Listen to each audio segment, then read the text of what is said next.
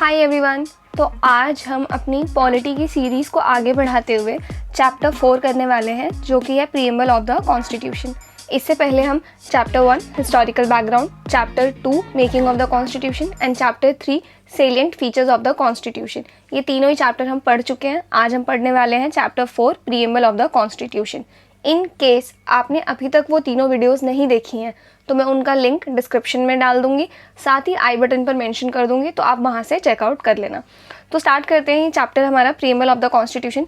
अच्छा, इसको पढ़ने से पहले ना एक बार ये देखते हैं तो हमारा जो कॉन्स्टिट्यूशन है वो बना कैसे और किसने बनाया हमारा कॉन्स्टिट्यूशन, ये सब हम अभी से पहले वाले चैप्टर्स में पढ़ चुके हैं। अब हमें यहाँ से अपने कॉन्स्टिट्यूशन को वर्ड बाय वर्ड पढ़ना शुरू करना है। लेकिन कॉन्स्टिट्यूशन पढ़ने से पहले आज हम एक लास्ट चैप्टर है प्रीएम्बल, इसको देख लेते हैं। ये भी काफ़ी इंपॉर्टेंट पार्ट है हमारे कॉन्स्टिट्यूशन का। अब आज के बाद जितने भी लेक्चर्स आएंगे उनमें हम ये कवर करने वाले हैं, पार्ट बाय पार्ट हमारे कॉन्स्टिट्यूशन को पढ़ने वाले हैं, आर्टिकल बाय आर्टिकल पढ़ने वाले हैं। जैसे कि पार्ट 1 हमारा डील करता है यूनियन एंड इट्स टेरिटरीज से, जो कि आर्टिकल नंबर 1 to 4 से डील करता है। सेकेंड है पार्ट सिटीजनशिप से डील करता है, आर्टिकल 5 to 11। थर्ड पार्ट है फंडामेंटल राइट, जो कि डील करता है आर्टिकल नंबर 12 से लेकर 35 तक, एंड सो ऑन। ये सब हम पढ़ने वाले हैं अब chapter wise chapter upcoming lectures में। तो आज हम जो चैप्टर पढ़ने वाले हैं ना, वो चैप्टर है हमारा प्रीएम्बल। तो ये है क्या प्रीएम्बल? तो इसको ना कुछ इस तरीके से आप समझो, जैसे मैंने कोई बुक खरीदी, वो बुक खरीदूंगी मैं तो उसमें इंडेक्स रहता है आगे, तो वो इंडेक्स मुझे ये बताता है कि किस पेज पे मैं क्या पढ़ने वाली हूँ, राइट। या फिर बुक में प्रीफेस होता है जो कि मुझे उस बुक का कंटेंट बताता है कि ये बुक किस चीज़ के ऊपर बेस्ड है, राइट। तो प्रीएम्बल जो है ना कुछ इसी तरीके का है। प्रीएम्बल हमें हमारे कॉन्स्टिट्यूशन का ऑब्जेक्टिव बताता है, हमारे कॉन्स्टिट्यूशन का पर्पस क्या है ये बताता है हमारा प्रीएम्बल, और ऑब्जेक्टिव क्या है हमारा ये बताता है हमारा प्रीएम्बल। तो एक तरीके से मानो तो ये जो प्रीएम्बल है ये हमारा इंट्रोडक्शन कह लो आप, या फिर प्रीफेस कह लो हमारे कॉन्स्टिट्यूशन का ये है। तो प्रीएम्बल जो है ये American constitution was the first to begin with the preamble, और हमने अमेरिका के कॉन्स्टिट्यूशन से ही इंस्पायर होके प्रीएम्बल अपने कॉन्स्टिट्यूशन में ऐड किया है। उसके बाद यही it refers to the introduction और प्रीफेस टू द कॉन्स्टिट्यूशन। उसके बाद इट कंटेन्स समरी और essence of the constitution. N A Palkhivala has said the preamble as the identity card of the constitution. तो इन्होंने क्या बोला प्रीएम्बल को as an identity card of the constitution. उसके बाद हमारा ये प्रीएम्बल जो है ना ये बेस्ड किस चीज़ के ऊपर है? तो ये बेस्ड है हमारा, अगर आपको याद हो चैप्टर 2 में हमने पढ़ा था कि पंडित जवाहरलाल नेहरू जी ने कॉन्स्टिट्यूएंट असेंबली में ऑब्जेक्टिव रिजोल्यूशन को इंट्रोड्यूस किया था। तो ये जो प्रीएम्बल है ना ये उन्हीं ऑब्जेक्टिव रिजोल्यूशन पर बेस्ड है जो कि पंडित जवाहरलाल नेहरू जी ने दिए थे। उसके बाद ये जो है अभी तक प्रीएम्बल जब से ये बना है ना तब से लेके आज तक ये एक ही बार अमेंड हुआ है। अमेंड का मतलब क्या है? इसको एक ही बार चेंज किया गया है, इसमें एक ही बार बदलाव हुआ है, जो कि 42nd कॉन्स्टिट्यूशनल अमेंडमेंट एक्ट से हुआ है। और इस अमेंडमेंट से हमने 3 नए वर्ड ऐड किए थे, सोशलिस्ट, सेक्युलर एंड इंटीग्रिटी। ये 3 वर्ड हमने 42nd अमेंडमेंट एक्ट से ऐड किए थे। अगर आपको याद हो मैंने लास्ट वीडियो में आपको कहा था 2 शीट्स बनाने के लिए, एक जिसमें आप अमेंडमेंट्स लिखो और एक जिसमें आप केसेस लिखो। तो ये सबसे पहला आप उसमें ऐड कर लेना। 42nd कॉन्स्टिट्यूशनल अमेंडमेंट एक्ट से हमने क्या किया था, प्रीएम्बल में 3 न्यू वर्ड ऐड किए थे, सोशलिस्ट, सेक्युलर एंड इंटीग्रिटी। अब चलते हैं, ये कुछ इस तरीके का हमारा प्रीएम्बल दिखता है। ये इंग्लिश वर्जन है उसका और ये हिंदी वर्जन है। इसको आप पढ़ लेना काफ़ी अच्छे से, और ये काफ़ी ज़्यादा नेसेसरी है। इसको मतलब हमें पता होना चाहिए एक तरीके से हमारा प्रीएम्बल। अब इसमें जो ये वर्ड्स हैं sovereign, socialist, secular, justice, liberty, equality, fraternity, इन सभी कीवर्ड्स को बेसिकली ये पूरा प्रीएम्बल हम अब पढ़ने वाले हैं। तो चलते हैं इसकी तरफ। तो पहला है इंग्रेडिएंट्स ऑफ द प्रीएम्बल, मतलब कि प्रीएम्बल कंपोनेंट समझ लो आप कि क्या क्या कंपोनेंट है हमारे प्रीएम्बल के।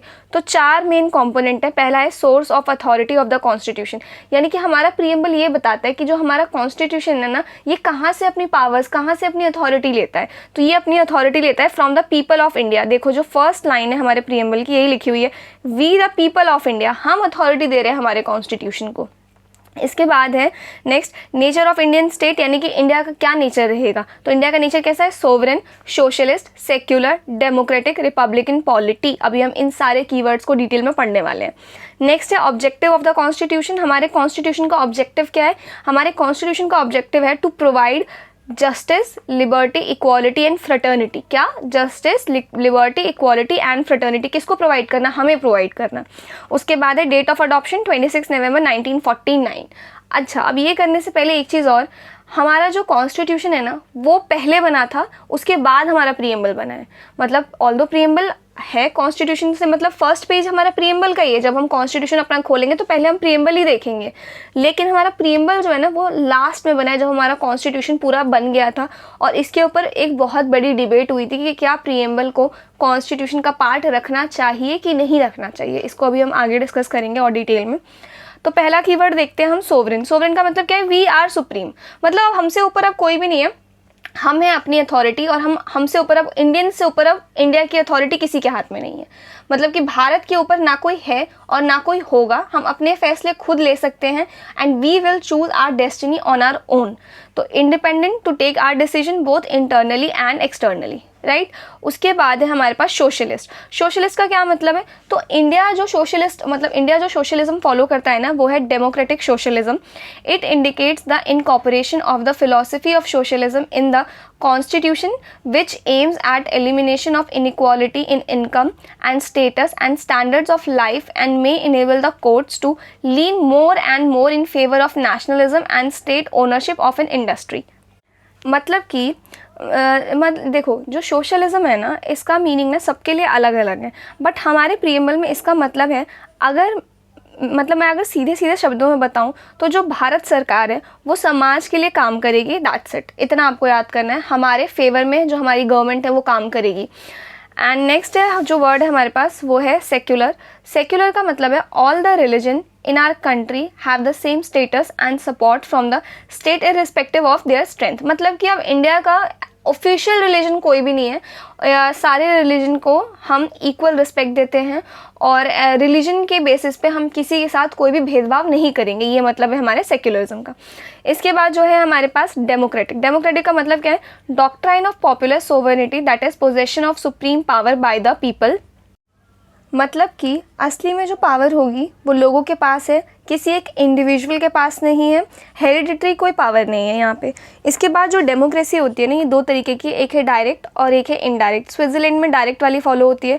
इसमें क्या होता है? People exercise supreme power directly, और इसमें क्या होता है? Representatives elected by the people exercise the supreme power, ठीक है। अब डायरेक्ट वाले के चार मेन डिवाइसेस हैं, referendum, initiative, recall and plebiscite. और इनडायरेक्ट में क्या होता है? ये भी फर्दर दो तरीके की होती है, एक है पार्लियामेंट्री और एक है प्रेसिडेंशियल। तो इसके बाद अगर मैं बात करूँ इंडियन कॉन्स्टिट्यूशन के टर्म में ना, ये प्रोवाइड करता है representative parliamentary democracy under which the executive is responsible to the legislature for all its policies and action. और हमारा जो कॉन्स्टिट्यूशन है ना, इसमें जो डेमोक्रेटिक वर्ड है ना ये काफ़ी ब्रॉडर सेंस में यूज़ हुआ है। मतलब ये सिर्फ पॉलिटिकल डेमोक्रेसी नहीं but also social and economic democracy के बारे में भी बात करता है हमारा कॉन्स्टिट्यूशन। इसके बाद है हमारे पास रिपब्लिक। अब नेक्स्ट है हमारे पास रिपब्लिक। तो जो डेमोक्रेटिक पॉलिटी है ना, इसको दो कैटेगरीज में फर्दर डिवाइड किया गया है, एक है मोनार्की और एक है रिपब्लिक। तो मोनार्की में तो हमें पता है कि जो हेड ऑफ द स्टेट होगा वो एक हेरिडिटरी पोजीशन होगी, और जो रिपब्लिक होता है उसमें जो हेड ऑफ द स्टेट होता है ना, या तो वो डायरेक्टली या फिर इनडायरेक्टली इलेक्ट होता है for a fix period of time. इसके बाद अगर मैं बात करूँ अपने जो हमारा इंडिया का जो प्रीएम्बल है ना, वो क्या बताता है कि India has an elected head called the president, not monarchy. जो वो प्रेसिडेंट है वो भी इनडायरेक्ट इलेक्शन से हमारे यहाँ इलेक्ट होते हैं। तो ये है रिपब्लिक। इसके बाद है हमारे पास नेक्स्ट जस्टिस। तो जस्टिस ये वर्ड हमने रशियन रिवॉल्यूशन से लिया है, और जस्टिस यानी कि तीन तरीके की जस्टिस प्रोवाइड करना, social, economical and political. Social justice का मतलब क्या है?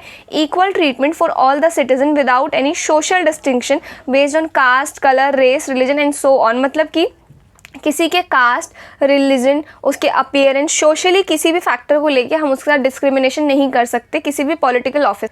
Next is economic justice. Basic needs of people must fulfil and shawl B equality of opportunity. मतलब कि किसी भी पर्सन को ना उसकी वेल्थ को लेके आप डिस्क्रिमिनेट नहीं कर सकते कि नहीं आप ये काम नहीं कर सकते, ये काम नहीं कर सकते।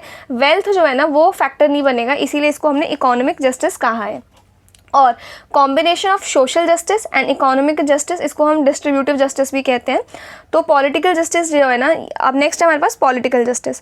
तो पॉलिटिकल जस्टिस ये बोलता है all the citizen should have equal political rights, access equal access to all the political offices and equal voice in the government, मतलब कि एक तरीके से सबको वोट देने का अधिकार होना चाहिए, मतलब 18 से अबव जो है सबको वोट देने का अधिकार दो, जो भी पॉलिटिकल राइट्स है ना वो सारे उनको मिलने चाहिए।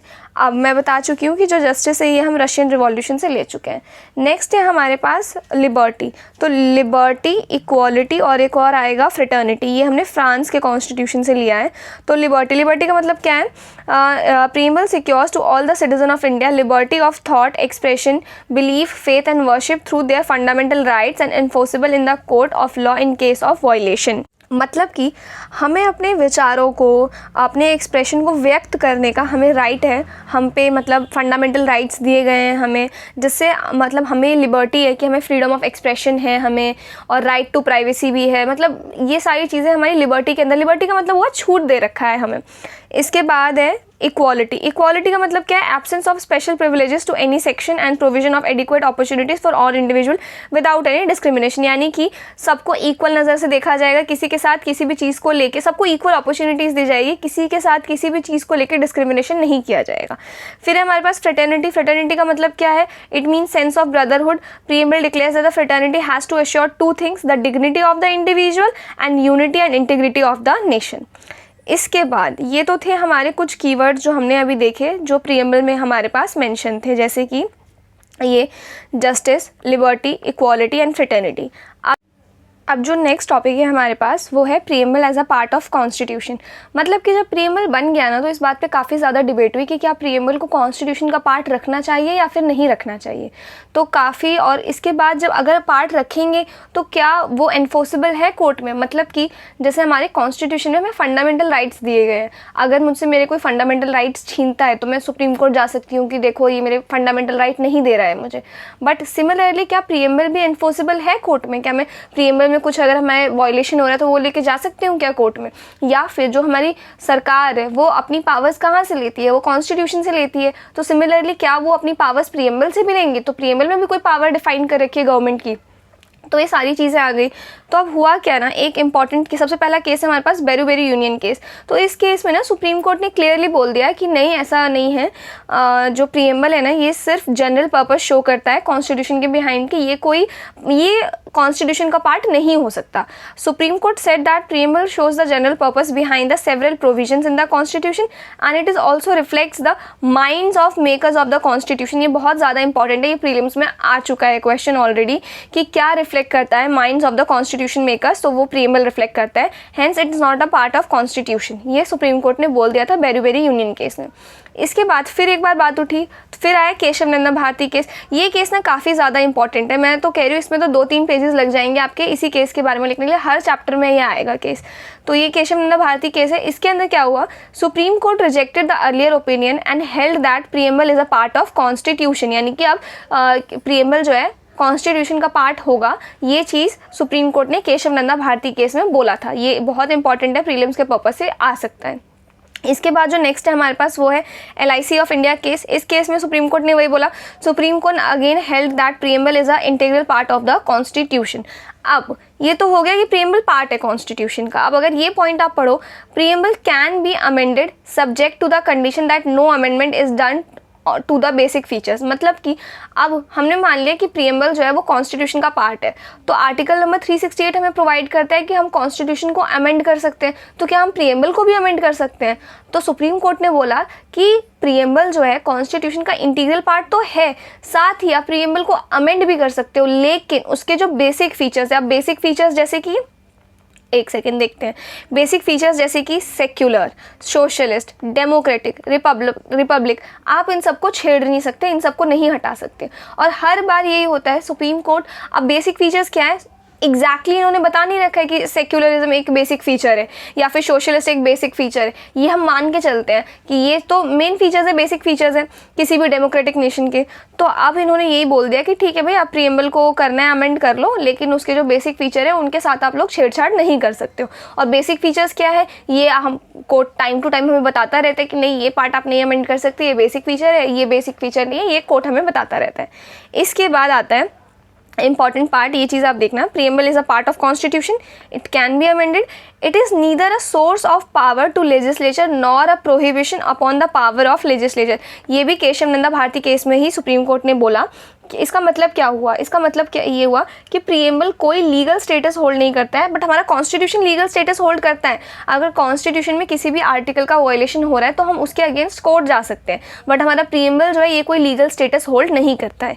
इसके बाद it is non justiciable, that is its provision are not enforceable in the court of law. इसका मतलब क्या हुआ, इसका मतलब हुआ कि वही कोई लीगल स्टेटस होल्ड नहीं करता है, ये एक इंटीग्रल पार्ट है, ये एक जस्टिशिएबल पार्ट नहीं है, ये सिर्फ एक इंटीग्रल पार्ट है, जस्टिशिएबल नहीं। इसके बाद हमारे पास preamble has been amended only once so far in 1976 by 42nd amendment act added socialist secular integrated to the preamble. ये पार्ट जो है ना, ये वाला पॉइंट मेनली जो मैंने आपको शीट कही थी बनाने के लिए, उसमें आप ये पॉइंट ऐड कर लेना। तो हमने अभी तक एक अमेंडमेंट हम देख चुके हैं 42nd अमेंडमेंट, जिससे हम 3 वर्ड्स ऐड कर चुके हैं, सोशलिस्ट, सेक्युलर, इंटीग्रिटी। और कितने केसेस हम देख चुके हैं, 3 केसेस। बेरूबेरी यूनियन केस जिसमें प्रीएम्बल को मना कर दिया कि प्रीएम्बल कॉन्स्टिट्यूशन का पार्ट नहीं होगा। दूसरा केशव नंदा भारती केस जिसमें ये बोला कि प्रीएम्बल सिर्फ इंटीग्रल पार्ट है, जस्टिशिएबल पार्ट नहीं है। और दूसरा एक चीज़ और क्या बोली कि सिर्फ इसको आप अमेंड कर सकते हो, लेकिन इसके बेसिक फीचर्स के साथ आप खिलवाड़ नहीं कर सकते। बेसिक फीचर्स क्या है वो कोर्ट बताएगा, वो हमें नहीं पता। हम लेके जा सकते हैं कि हमें ये चीज़ ऐड करनी है प्रीएम्बल में, ये चीज़ रिमूव करनी है, वो फिर कोर्ट स्टडी करेगा पूरा और फिर बताएगा नहीं ये बेसिक फीचर है, आप इसको नहीं हटा सकते, या ये बेसिक फीचर है आप इसको डाल सकते हो, वगैरह वगैरह। इसके बाद LIC ऑफ इंडिया केस में भी अगेन सुप्रीम कोर्ट ने बोला कि ठीक है भाई, ये जो है प्रीएम्बल जो है एक इंटीग्रल पार्ट है हमारे कॉन्स्टिट्यूशन का, लेकिन प्रीएम्बल हमारे कॉन्स्टिट्यूशन का जस्टिशिएबल पार्ट नहीं है। आई होप ये चैप्टर पूरा आपको क्लियर हो गया हो, काफ़ी अच्छे से समझ में आ गया हो, और इसके बाद आप एक रीडिंग कर लोगे ना इस चैप्टर की तो आपको ईजिली समझ आ जाएगा। अच्छा, मुझे एक चीज़ और बोलनी थी, लक्ष्मीकांत में आप एक टॉपिक देखोगे सिग्निफिकेंस ऑफ द प्रीएम्बल, वो मैंने इसमें नहीं डाला है। Significance of the preamble basically उसमें यही बता रखा है जो भी हमारे कॉन्स्टिट्यूशन मेकर्स थे, जो भी हमारे लीडर्स थे, उनका प्रीएम्बल को लेके क्या कहना था। जैसे कि एक हमारे KM मुंशी जी थे, ड्राफ्टिंग कमेटी के मेंबर थे, इन्होंने प्रीएम्बल को horoscope of our sovereign democratic republic बोल दिया था। सिमिलरली ऐसे लीडर्स ने जो जो कहा था हमारे प्रीएम्बल को, वो पॉइंट्स उसमें लिखे हुए हैं, तो मैंने वो टॉपिक इसमें ऐड नहीं किया, वो आप एक बार ईजिली रीड कर लोगे तो समझ आ जाएगा। अब हम चलते हैं इसके क्वेश्चंस की तरफ। तो मैं क्या करूँगी ना, मैं अभी प्रीवियस ईयर क्वेश्चन आपको करा देती हूँ। इसमें मैंने कुछ प्रैक्टिस क्वेश्चंस भी ऐड किए हैं, आई थिंक 10 से 15 के बीच में, वो आपको खुद ट्राई करना है। कोई भी डाउट हो तो आप कमेंट करना, मैं कोशिश करूँगी कि मैं उसका रिप्लाई कर दूँ। आप प्रीवियस ईयर क्वेश्चन की तरफ चलते हैं। 2020 में ये क्वेश्चन पूछा गया है, the preamble to the constitution of India is क्या है, a part of constitution but has no legal effect, not a part of the constitution and has no legal effect either. देखो ये तो गलत है, क्लियरली गलत है। Part of the constitution and has the same legal effect as any other part, एकदम correct, गलत। A part of the constitution but has no legal effect independently of other parts, एकदम करेक्ट, कि कोई other part पे उसका कोई legal effect नहीं है हमारे प्रीएम्बल का।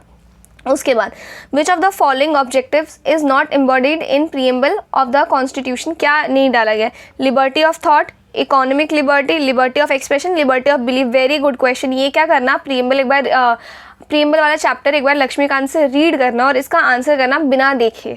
अगर आप इसका आंसर बिना देखे कर पा रहे हो ना, तो यानी कि आपने पढ़ा है इसको काफ़ी अच्छे से। इसके बाद है economic justice, the objectives of the constitution has been as one of the Indian provided in. ये काम करूँ मैं बता दूँ या फिर आप बताओगे इसका आंसर? कोशिश करो आप लोग आंसर करो, मेरे आंसर के बिना आप ही लोग बताना कॉमेंट में। मैं जो भी सही होगा उसको मैं मैं बता दूंगी, जो सही होगा उनको रिप्लाई कर दूंगी। The economic justice, the objectives of the constitution has been as one of the Indian provided in the preamble and the fundamental rights, the preamble and the DPSP, the fundamental right and the DPSP, none of the above. अब मैं मान सकती हूँ कि ठीक है आपने अभी तक फंडामेंटल राइट नहीं पढ़ा, DPSP नहीं पढ़ा, तो इस क्वेश्चन को अभी थोड़े टाइम के लिए छोड़ देना, बट इसको खुद ईमानदारी से अटेम्प्ट करना। इसके बाद क्या है, the mind of the makers of the constitution of India is reflected in which of the following. ये अभी अभी हमने पढ़ा है केसेस वाले उसमें टॉपिक में, the preamble, the fundamental right, DPSP and fundamental duties. इसका आंसर करना क्या होगा। तो ये थे 4 क्वेश्चंस थे PYQ, मुझे इतने ही मिले इस चैप्टर से। बाकी मैं एक ना सेपरेट, मुझे पता है मैंने अभी चैप्टर 1 का आई थिंक PYQ कवर नहीं किया है और लास्ट चैप्टर का भी नहीं किया है, तो उसकी कोई टेंशन नहीं है। मैं एक सेपरेट वीडियो बनाने वाली हूँ बहुत जल्द, जिसमें मैं PYQ चैप्टर वाइज, जैसे हम 4-5 चैप्टर पढ़ ले रहे हैं ना, तो उनके फिर PYQs हम ट्राई करेंगे उस वीडियो में करने का, ईमानदारी से एकदम। तो ये थे कुछ PYQs। अब है कुछ प्रैक्टिस क्वेश्चंस, तो इनको आप ट्राई करना। इन प्रैक्टिस क्वेश्चन को मैं ये PDF डाल दूँगी डिस्क्रिप्शन में। इस वीडियो में जो भी नोट्स है ना वो आपको उसकी पीडीएफ डिस्क्रिप्शन में मिल जाएगी, सो डोंट वरी। तो वहाँ से आप ये पीडीएफ उठाना और इन क्वेश्चंस को ट्राई करना आंसर करने का। ये ऐसे कुछ खास क्वेश्चन नहीं है, ये आपको इजीली टेक्स्ट बुक पे या किसी भी वेबसाइट पे इजीली मिल जाएगा, बट स्टिल मैंने इस पीडीएफ में इसलिए डाल दिया है ताकि हैंडी हो जाए जब मैं चैप्टर पढ़ रही हूँ इस एक पीडीएफ से, तो नीचे ही मुझे क्वेश्चन मिल जाए, कहीं और मुझे अलग से सर्च ना करना पड़े। इसीलिए मैंने इस पीडीएफ में इसको अटैच कर दिया। आप लोग ट्राई करना। आई थिंक 10 से 15 के बीच ही क्वेश्चन है, ज़्यादा क्वेश्चन नहीं है। इन सबको ट्राई करना है क्वेश्चन को आंसर करने का। तो ये था हमारा चैप्टर प्रीएम्बल। अब इसके बाद अगर आपको इस चैप्टर में कोई भी डाउट है तो कमेंट्स में बता देना, मैं उसका रिप्लाई पक्का करूँगी। इसके बाद हम नेक्स्ट चैप्टर देखेंगे हमारा। अब यहाँ से ना हम लोग आर्टिकल 1 से पढ़ना शुरू करेंगे, आर्टिकल नंबर 1 to 4, जो कि होगा हमारा यूनियन एंड इट्स टेरिटरी। बहुत इंपॉर्टेंट चैप्टर है और काफ़ी इंपॉर्टेंट है हमारा प्री के लिए। प्रीएम्बल भी काफ़ी इंपॉर्टेंट था। यहाँ से हम जो भी पढ़ते जा रहे हैं ये हमारे प्रीलिम्स के पर्सपेक्टिव से काफ़ी ज़्यादा इंपॉर्टेंट चैप्टर्स हैं। तो आई होप आपको पसंद आया हो। तो I will see you in the next video.